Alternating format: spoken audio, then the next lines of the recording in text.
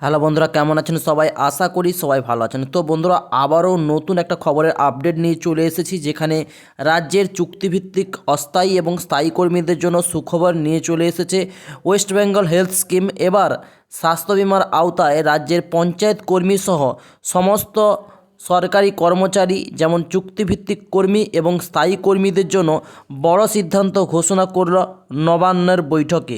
তো কি ঘোষণা করলো নবান্নের বৈঠকে সেটা আপনাদের সামনে তুলে ধরবো।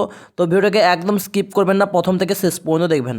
তো প্রথমে যেটা বলেছে, রাজ্যের ত্রিস্তরীয় পঞ্চায়েতে কর্মীদের দীর্ঘদিনের দাবি ছিল তাদের রাজ্য সরকারি কর্মচারীদের স্বাস্থ্য বিমা প্রকল্পের আওতায় আনা।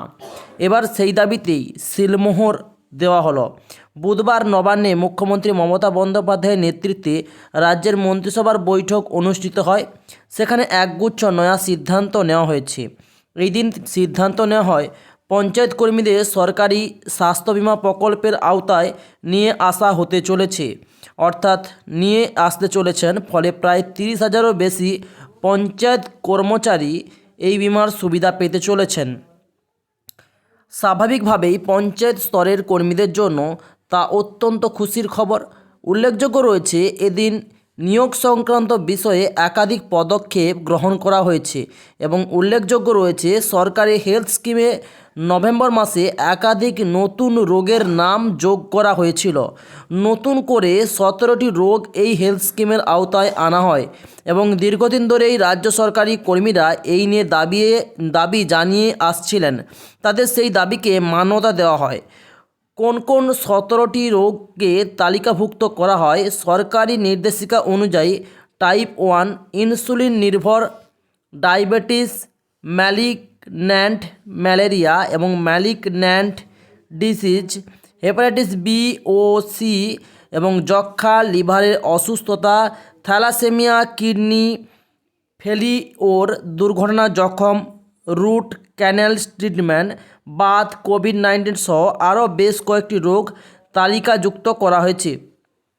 এবং সরকারি নির্দেশিকাতে বলা হয়েছিল, যদি চিকিৎসা করানোর জন্য গিয়ে কেউ আনুষঙ্গিক রোগের চিকিৎসা করাবে বলে প্রয়োজন বোধ করে, তাহলে তাও সম্ভব। অর্থাৎ কোনো ব্যক্তির হার্টের রোগের চিকিৎসা করাতে গিয়ে যদি জানতে পারেন ফুসফুসের সমস্যা রয়েছে, তাহলে তা করতে পারবেন।